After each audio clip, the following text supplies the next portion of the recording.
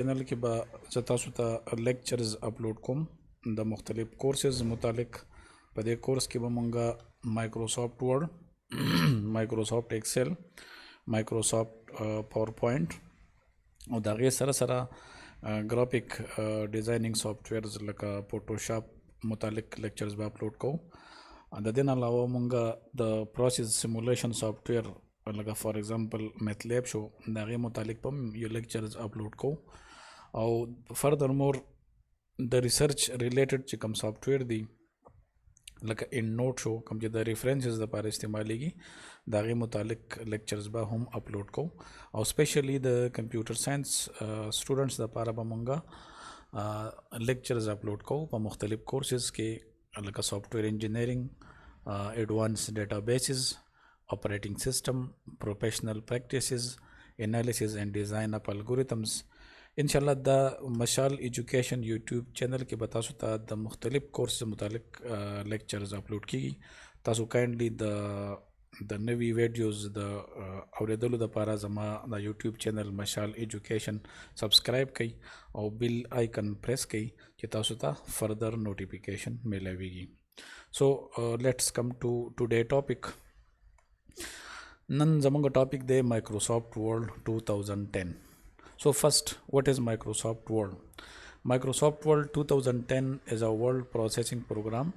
designed to help you to create professional quality documents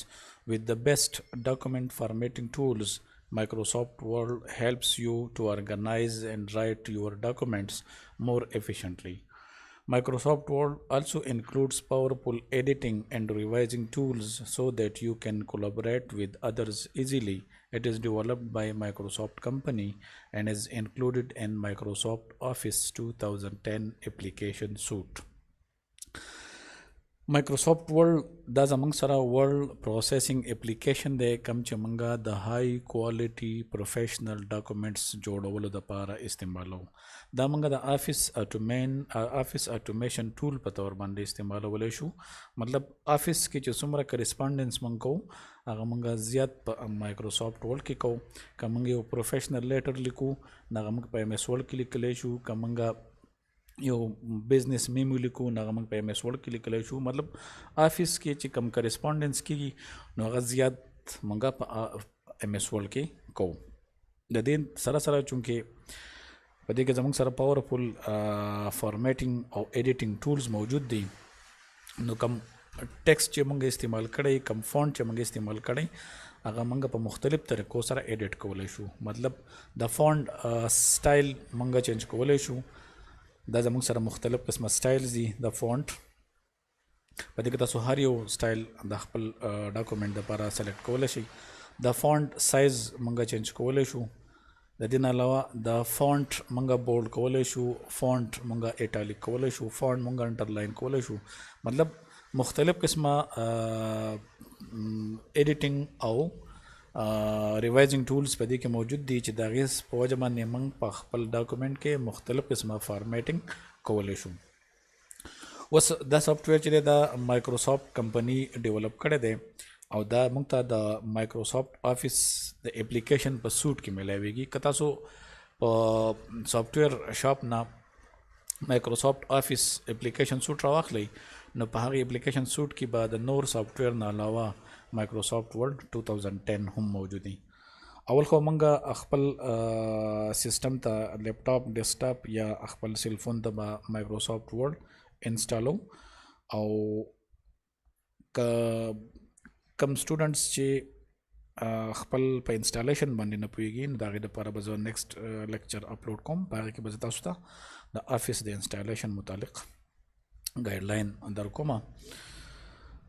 ښه، اوس په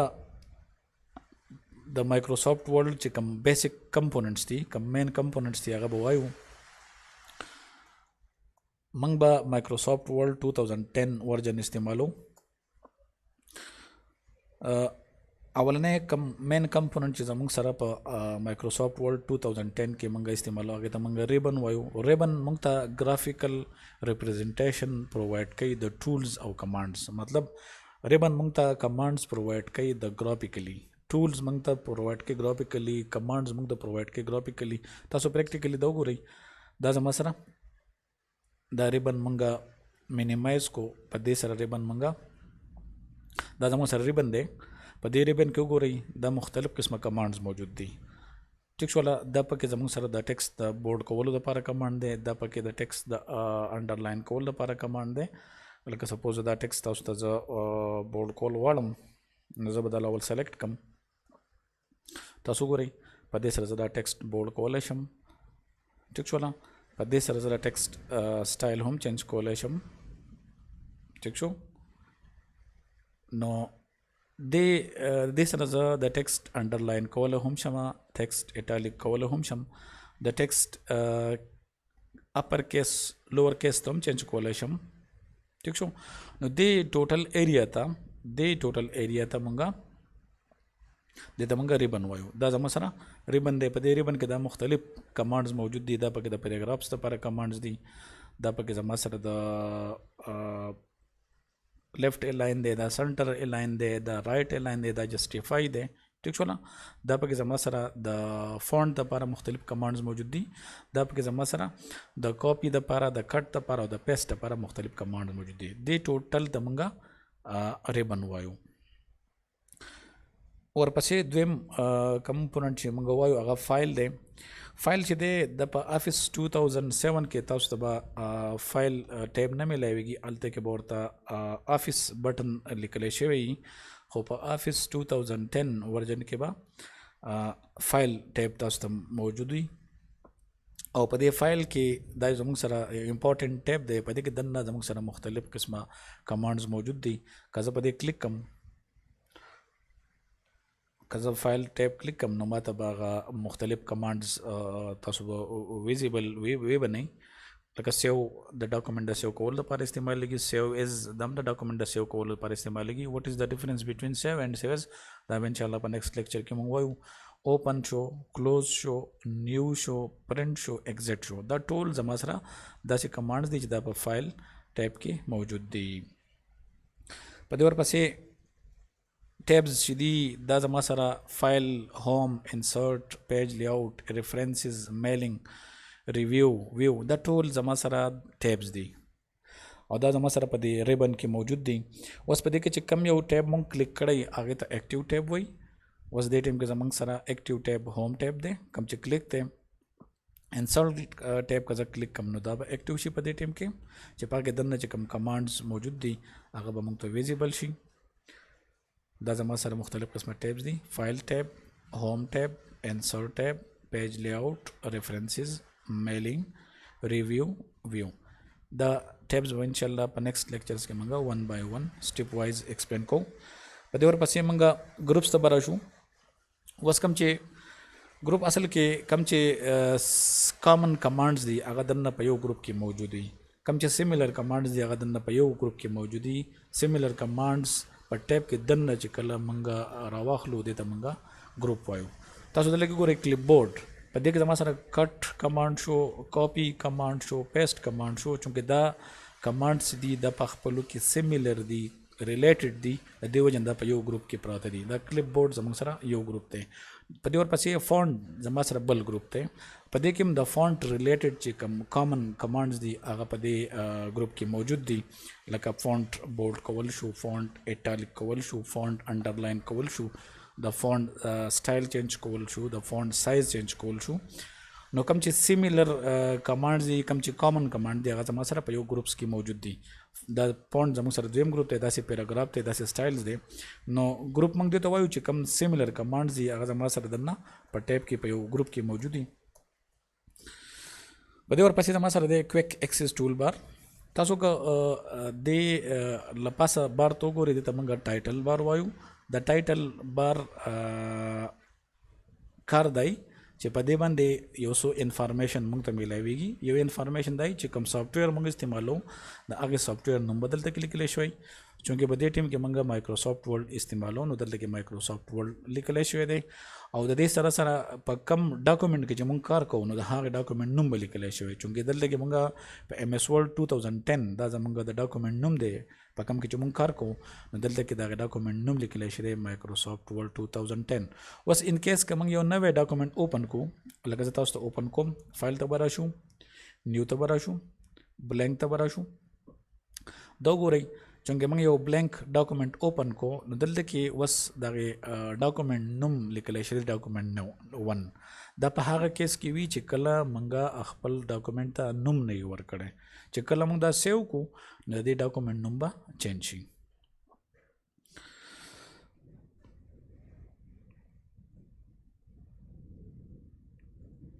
اوس کویک ایکسس ټول بار دا که تاسو د ټایټل بار لیفټ کارنر ته وګورئ دې ته موږ کویک ایکسس ټول بار وایو. دا خو زما سره ټایټل بار دی دا لیفټ کارنر باندې چې کوم بار موږ ته ښکاري دا زما سره کویک ایکسس ټول بار دی. کویک ایکسس ټول بار ته کویک ایکسس ټول بار په دې وجه وایي چې دا موږ ته مختلف کمانډس کویکلی پرووایډ کوي. فار ایگزامپل که موږ یو ډاکومنټ کویکلی سیو کوو نو دا زموږ سره د سیو دپاره دا کمانډ موږ ته پرووایډ کوي. که موږ یو خپل دا ډاکومنټ انډو کوو نو دا موږ ته د انډو دپاره دا کمانډ پرووایډ کوي. که موږ خپل ډاکومنټ ریډو کوو نو دا موږ ته ریډو دپاره دا کمانډ پرووایډ کوي. نو مطلب کویک ایکسس ټول بار په زموږ سره د ټایټل بار په لیفټ کارنر باندې موجود وي او دا موږ ته مختلف کمانډس کویکلی پرووایډ کوي ځکه ورته موږ کویک ایکسس ټول بار وایو. په دې ورپسې به زه تاسو ته ورلډ هیلپ لږ ایکسپلین کوم. که تاسو د دې ځای ته وګورئ نو دا زما سره د ریبن خواته د کوېسچن مارک لیکلی شوی دی دې ته موږ مایکروسافټ ورلډ هیلپ وایو. دا موږ ته د مایکروسافټ د فنکشنز متعلق د مایکروسافټ د فیچرز متعلق مختلف قسمه فنکشنز مختلف قسمه هیلپ پرووایډ کوي. مثلا که موږ ته د مایکروسافټ د فنکشن متعلق څه هیلپ پکاري نو دا موږ ته مایکروسافټ آفیس د هیلپ موږ ته پرووایډ کوي د دې په تر باندې ځکه چې دلته کې مختلف قسمه آنلاین هیلپس دپاره لینکس موجود وي او د هغې آنلاین لینکس په تر باندې موږ ته هیلپ میلاویږي او د هغې هیلپ په تر باندې موږ خپل د مایکروسافټ ورډ هغه فنکشنز هغه فیچرز په صحیح طریقې سره استعمالولی شو. که تاسو ته زه دا کلیک کړم تاسو وګورئ دا ما د مایکروسافټ ورډ هیلپ کلیک کو دا وینډو ماته اوپن شو د ورلډ هیلپ وینډو اوپن شو. په دې کې تاسو وګورئ مختلف قسمه آپشنز اویلی دي مختلف قسمه هیلپ لپاره مختلف قسم ټاپکس اویلیبل دي. که تاسو ایکسیسیبیلیټي متعلق هیلپ غواړئ که تاسو د فارمیټینګ متعلق هیلپ غواړئ که تاسو د ریډینګ ډاکومنټس متعلق هیلپ غواړئ که تاسو د سپیلنګ ګرامر متعلق هیلپ غواړئ نو دا تاسو ته په دې ځای کې میلاویږي. سپوز دا کلیک کوم دا وګورئ دا مختلف قسمه ټاپکس په دې اویلیبل دي تاسو ته. که زه دا کلیک کوم په دې تاسو ته مختلف قسمه لینکس اویلیبل دي ټیک شو نه. نو دا زما سره د مایکروسافټ ورډ هیلپ متعلق لږ ګایډلاین و. په دې ورپسې به موږ سکرول بار ته راشو. سکرول بار هاریزنټل bottom of window and vertical right side of window may be used to scroll through the document. The vertical scroll bar is used to scroll up and down the page. If your page is wider than the screen display then you will also see a horizontal scroll bar across the bottom of the window. او سکرول بار که تاسو دې سیټ ته وګورئ تاسو ته به کرسر ښکاري د ماوس د پوینټر به تاسو ته ښکاري دا زما سره ورټیکل سکرول بار دی. او که دا ورټیکل سکرول بار موږ د دې لپاره استعمالو که فرض که زما سره په ډاکومنټ کې مختلف قسم پیجز نمبر اف پیجز زما سره ډیر وي مطلب په ډاکومنټ کې زما سره پیجز ډیر وي نو زه د دې په تور باندې خپل په دې ډاکومنټ کې اپورډ مومنټ هم کولی شم تاسو ګورئ او ډاونورډ مومنټ هم کولی شم. دا به څنګه کوو د ماوس لیفټ بټن به پریس کو نو په دې باندې تاسو ګورئ موږ ډاکومنټ اپورډ مومنټ هم کولی شو او د خپل ډاکومنټ د خپل پیج ډاونورډ مومنټ هم ورکولی شو. دې ته موږ ورټیکل سکرول بار وایو. په دې ورپسې که سپوز تاسو خپل د پیج ته وګورئ که د پیج د سایز زه لږ زوم کما نو زما سره به دلته کې یو بار تاسو ته ویزیبل شي هغې ته موږ هاریزنټل سکرول بار وایو. دا یو تاسو ته به د ماوس د پوینټر ښکاري. د دې هاریزنټل سکرول بار په ترو باندې زه خپل ډاکومنټ له لیفټ سایډ ته مومنټ ورکولی شم رایټ سایډ ته هم مومنټ ورکولی شم. دا زموږ سره هاریزنټل سکرول بار دی. د دې نه پس به موږ component چې explain کوو هغه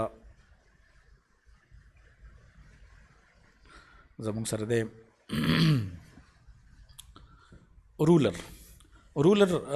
دام یو اهم کمپوننت دی زموږ سره یو امپورټنٹ کمپوننت دی مایکروسافټ ورډ. اولنۍ خبردار چې تاسو ته به کین کیس رولر ویزیبل نه نو تاسو به څنګه خپل ډاکومنٹ کې هغه ویو ویزیبل کوئ. نو فرست کلیک آن ویو ټیب دین کلیک آن رولر. تاسو کله دا کلیک کړئ click on view tab and then click on ruler تاسو ته ruler visible شي. دا زما سره horizontal ruler دی دا زما سره vertical ruler دی. د دې horizontal ruler او د vertical ruler د دې مخبل functions دي. د دې یو function دا دی د horizontal ruler به تاسو ویم کومه خپل د indents او د tabs د size change کوو لکه دا distance change کوم نو د دې لپاره زه د horizontal ruler استعمالوم. تاسو ګورئ چې دا tabs یا indents change کوم ګورئ دا سپیس زیات شو که دا زه اخوا لیفت سایډ ته بوزل نو ګورئ د دې انډیټس او د ټیبس د سیټ کول لپاره موږ دا هاریزنټل رولر استعمالوو او دغسې موږ دا ورټیکل رولر استعمالوو. دا به زه اوس انډو کم. ښه په دې ورپسې کم کمپوننټ چې دی هغه پیج اپ پیج ډاون دا یو داسې امپورټنټ کمپوننټ دی که فرض که زموږ سره په خپل په دې ډاکومنټ کې نمبر اف پیجز ډېر وي او موږ وایو چې د کرنټ پیج نه موږ پریویس پیج ته ځو د هغې لپاره موږ پیج اپ استعمالوو. پیج اپ تاسو ته وګورئ دا زما سره کوم دا کوم بټنز دي د دې په ترو موږ پریویس پیج ته ځو دا موږ تاسو کلیک کوئ ګورئ موږ پریویس پیج ته رالو د پیج اپ په ترو باندې اوس د پیج ډاون په ترو باندې به زه نیکسټ پیج ته راشم. نو ګورئ ما کلیک نیکسټ پیج ته رالم نو د پیج اپ په ترو باندې موږ د کرنټ پیج نه پریویس پیج ته ځو او د پیج ډاون په ترو باندې موږ د کرنټ پیج نه نیکسټ پیج ته ځو. اوس سټیټس بار چې دی دا زما سره کوم تاسو چې کوم دا ماوس دی کرسر ته وګورئ دې بار ته موږ سټیټس بار وایو. دې ته موږ سټیټس بار په دې وجه وایو چې دا موږ ته یو څو قسم انفارمیشن راکوي. یو انفارمیشن موږ ته دا راکوي چې زموږ سره په دې ډاکومنټ کې ټوټل نمبر اف پیجز څومره دي. نو تاسو وګورئ زموږ سره په دې ډاکومنټ کې ټوټل نمبر اف پیجز 3 دي او کرنټلی زه په پیج نمبر 2 کې کار کوم. د دا نه علاوه که تاسو د ورډز متعلق انفارمیشن غواړئ د تاسو دې نه کتلی شئ. تاسو وګورئ دا ورډ کاونټ انفارمیشن موږ ته په سکرین باندې ویزیبل دي مطلب ټوټل پیجز زما سره په ډاکومنټ کې 3 دي ورډز زما سره 506 دي کریکټرز وذ نو سپیسز زما سره 2484 دي اینڈ کریکټرز وذ سپیسز زما سره 2955 دي او پیراګرافز پکې زما سره 35 دي لاینز پکې زما سره 88 دي. دا انفارمیشن به تاسو ته سپیشلی په ریسرچ کې استعمال پکار راځي په تیسیس کې پکار راځي هلته کې به تاسو ته یو لیمټ درکړی شوی تاسو ته به وایي چې تاسو په ریسرچ تیسیس کې مینیمم دومره ورډز پکار دي میکزیمم دومره ورډز پکار دي نمبر اف پیجز دومره پکار دي. نو تاسو به دا ورډز دا کاونټ څنګه کوئ دا تاسو د سټیټس بار نه کولی شئ. د دې نه علاوه که تاسو د سټیټس بار رائټ سایډ ته راشئ نو دلته کې زما سره زوم سلایډر موجود دی. زوم سلایډر دا ماینس ساین چې دی دا د زوم آؤٹ دپاره استعمالیږي ګورئ او دا پلس ساین چې کوم دی دا د زوم ان دپاره استعمالیږي. ٹھیک شو نه دې ته موږ زوم سلایډر وایو. د زوم سلایډر په وجه باندې موږ خپل ډاکومنټ زوم ان او زوم آؤٹ کولی شو. په دې ورپسې زما سره انزرشن پوینټ دی. انزرشن پوینټ بیسیکلی تاسو ته به دا کرسر بلینکینګ کوي په کم پوینټ باندې چې کرسر بلینکینګ کوي دې پوینټ ته موږ انزرشن پوینټ وایو او دې ته موږ انزرشن پوینټ په دې وایو چې زموږ ټیکسټ د دیز نه سټارټ کیږي. سپوز د دیز کې څه لیکل غواړم هلو نو ګورئ انزرشن زما د دیز نه زما ټیکسټ سټارټ شو د دیز نه زما ډاکومنټ هغه ایډیټینګ سټارټ شو چونکې دیز نه انزرشن سټارټ شو ځکه دې ته انزرشن پوینټ وایي او د دې سمپل پہچان دا دی چې په کوم ځای کې تاسو ته کرسر بلینکینګ کوي تاسو ګورئ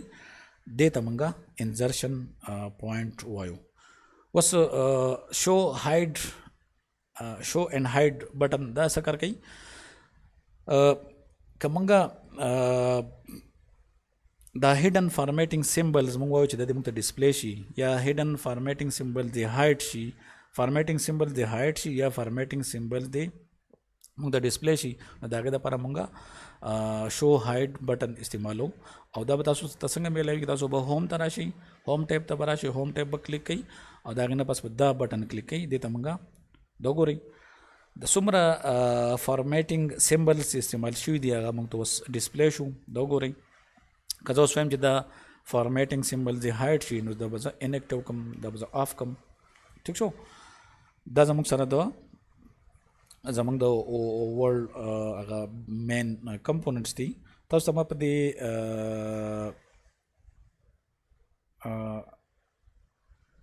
نننی لیکچر کې د دې لږ شانتې یو ډایګرام هم درکړی دی تاسو دې ته وګورئ دا زما سره د مایکروسافټ ورلډ 2010 بیسک کمپوننټس دي لکه دا له پاسه زما سره کویک ایکسس ټول بار دی دا زما سره کویک ایکسس ټول بار دی دا زما سره ټایټل بار دی دا وګورئ دا زما سره پکې مینیمایز ریسټور او دا کلوز بټن دی د دې نه علاوه که تاسو ته وګورئ دا پکې زما سره فایل ټیب دی دا هوم ټیب دی دا انسرټ ټیب دی دا باقي زما سره نور ټیبس دلته تاسو ته ویزیبل دي تاسو ته ښکاري دا کم ایریا چې دا دې ته موږ ریبن وایو په دې ریبن کې موږ ته مختلف قسمه کمانډز میلاویږي د ګروپس په شکل کې لکه دا زما سره کلیپ بورډ یو ګروپ دی دا زما سره فونټ یو ګروپ دی ټیک شو کم یو ټیب چې زه کلیک کم هغې ته زه ایکټیو ټیب ویم صحیح شوله دا پکې زما سره دا چونکې دلته کې چونکې کرسر برینکینګ کوي دا زما سره انزرشن پوینټ دی دا پکې زما سره رولرز دي دا هریزنټل رولر دی دا زما سره ورټیکل رولر دی ټیک شو د دې نه علاوه دا پکې زما سره ورټیکل سکرول بار دی صحیح شوله دا زما سره ورټیکل سکرول بار دی دا زما سره هریزنټل سکرول بار به تاسو ته دلته کې ویزیبل شي چې کله تاسو د پیج ویډ لږ زیات کوي ګورئ دا زما سره اوس هریزنټل سکرول بار تاسو ته ویزیبل شو دا زما سره سټیټس بار دی دا زما سره زوم سلایډر دی او دلته کې لیفټ سایډ ته وګورئ د دې ټایټل بار باندې دا مختلف قسمه انفارمیشن اویلیبل دي د نننی لیکچر دپاره د کاپي دی انشاءالله په نیکسټ لیکچر کې به مونږ د مایکروسافټ ورډ د ډیفرنٹ کمپوننټس په ډیټیل باندې ډسکس کوو. دس از د اینډ اف ټوډے لیکچر. تھینک یو آل.